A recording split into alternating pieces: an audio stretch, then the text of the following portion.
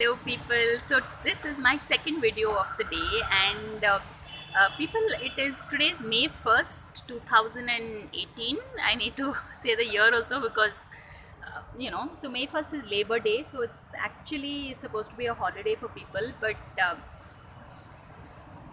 I'm working and my office is working, and so people, this whole journey, YouTube journey, has taught me that one has to be very careful about speaking, because whatever you speak, I mean, like especially in terms of YouTube, it's recorded forever, right? So, your thoughts, ideas, and opinions on things that your unfavorable thoughts, ideas, and opinions should be, we should be careful about them. And because on my grandfather's study table, he lived to be 91.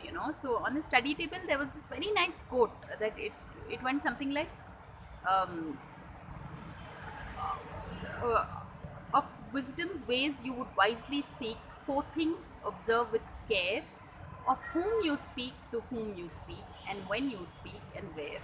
So it feels so good to be doing a recording. I'm doing it like literally on the road, but yeah, yeah, that's the spirit. I just want to continue with my YouTube journey.